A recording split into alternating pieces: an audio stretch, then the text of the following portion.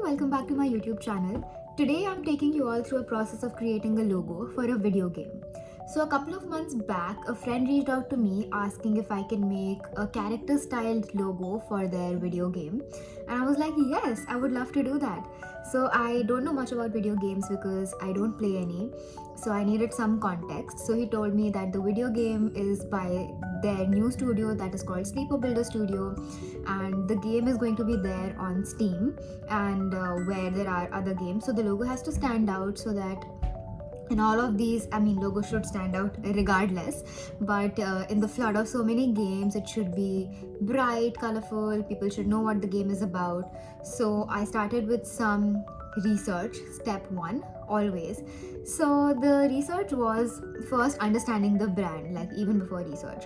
So they told me that the name of the game was Run, and to make my work easier, they already had a thumbnail ready for their game and illustration where they had a main character, and so the character was set, and that solved most of the problems. And then they already had some idea of what the game is going to be like, and it was already in the development stage.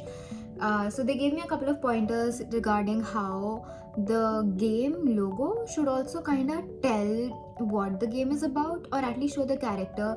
So some example like Tetris came to my mind, how Tetris is a block game, right? So you see the block and you know it's about that, or like Tumbling Monkeys for that matter. So the protagonist or the main character for this game is also a monkey, who is this guy in this illustration. And I started by looking at a lot of different game logo marks and how they're placed inside the games on Pinterest, Google Images. I just looked at a lot of logos for that matter, and then I started the sketch phase. So these are some of the sketches that I made. So this is the main guy who is the main character of the game. So I started to break that character down and see how I can integrate the character itself into the logo. And since the name is called Run, I wanted some kind of a movement in it. So all of these game logos have very bold personality to it. They have a like very heavy drop shadow with high opacity. The colors are not subtle at all. The fonts are like in your face, with either with like sharp edges or like a lot of texture, which you don't usually do in a logo that you create for a company, like for a clothing company or for like a bank, or it's very simple and elegant. So this is what was the most exciting part about creating this game, because I could just go wild with it, like with color, texture, illustration. There was no boundary. So I started breaking down the character. Its cap was something that was really unique and interesting. Other than that, there was a collar that the monkey wears, so that was super interesting. And I was seeing how I could incorporate these different elements, like the unique eyes, the thick eyebrows, into the word Run itself.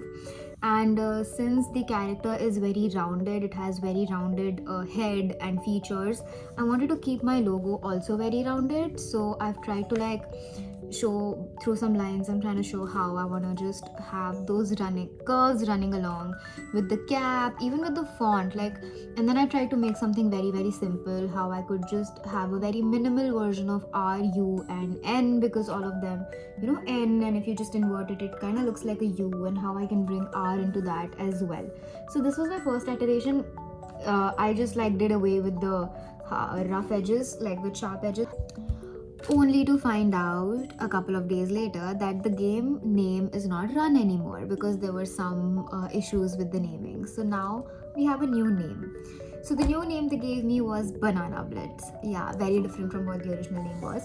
So Banana Blitz was a longer name, couldn't look much like a logo. It had to be an illustration unit. And then I started thinking about, okay, BB start, that's some of a start. And I started looking at a banana, of course, and how, because it's a big name, how I can have some kind of a curvature to it. And this is just like the head is curved, and how about I match the curve of the head with the like logo itself and how it bends. So I just got this idea sitting where I have this head, and under it there's like the head with the banana underneath it. And so I started sketching it. With the very first design, I just made a monkey running, the character itself, with the words Banana Blitz, and I tried to like show some kind of a movement with the BBs, or have like a singular big B, but it just didn't stand out. It wasn't working really well. And then I moved on to creating a banana with the logo, which I really, really liked, and this is going to be our final logo eventually. So I really like this. I try to give it some color, some pop, And yeah, there it was. By outlining it and making this kind of negative space between the bananas, how banana blitz turned out, I really liked how it was holding everything together. And I did a few variations where the banana was yellow and the cap was red, but I just like the red on red combination to keep the logo much simpler, and it balances out with the cap. So this is the final logo. I really liked how it turned out, and so did the people I made it for. And here is a short reel of how I sketched and created all of it, and very quickly wrapping up my process. Oh!